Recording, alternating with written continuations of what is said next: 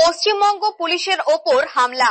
অসম গণ পরিষদ দলের হাইলাকান্দি জেলার কার্যকরী সভাপতি শরীফ উদ্দিন চৌধুরী ও তার ছেলের বিরুদ্ধে ৮০ লাখ টাকার জালিয়াতির অভিযোগে পশ্চিমবঙ্গ পুলিশের অভিযান।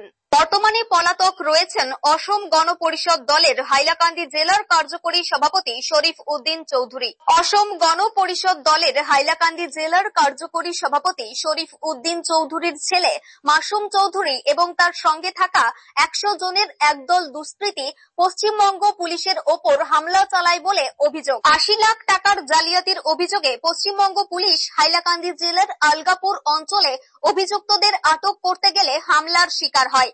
৫ জন পশ্চিমবঙ্গ পুলিশের ওপর আকস্মিক হামলা চালানো হয় আলগাপুর থানার সামনে। এই হামলায় পশ্চিমবঙ্গ পুলিশের ২ সদস্য আহত হন।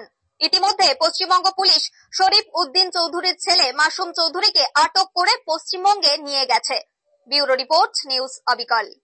সম্পূর্ণ ঘটনা বলতে আমার যে মক্কেল, সেই মক্কেল হচ্ছে গিয়ে এইখানের একজন অধিবাসী, তার সাথে মোটামুটি একটা ব্যবসা সূত্রে তাকে কিছু পয়সা করে দেয় এবং তার কিছু মাল সেখানে দেওয়ার ব্যাপার ছিল।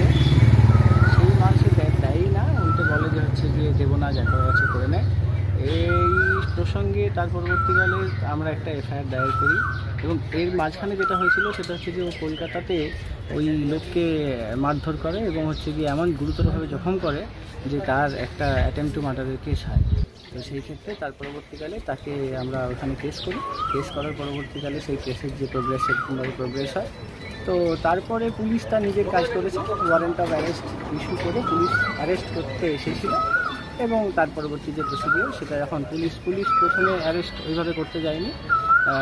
অ্যাকিউজড কমপ্লেনকে কোনোভাবে দেখে ফেলে তার উপর চড়াও হয়। পুলিশ সেখানে তাকে প্রোটেকশন দিতে গেছিল এবং পুলিশ তারপরে আলগাপুর পুলিশ স্টেশনে নিজের প্রাণ বাঁচানোর জন্য চলে যায়। সেইখানে থানায় ঢুকে তারা তাকে মারধর করে।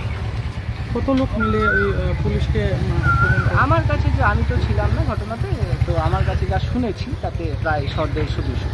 পশ্চিমবঙ্গ পুলিশের উপর আক্রমণ করা হয়। পশ্চিমবঙ্গ পুলিশের উপর এখন কি ২ জন চিকিৎসাধীন আছে বলে জানেন? ২ জন চিকিৎসাধীন সেটা যে পুলিশ আছে সে ভালো বলতে পারে, সেটা আমার কাছে এই মুহূর্তে খবর নেই। তবে হ্যাঁ, আহত হয়েছে।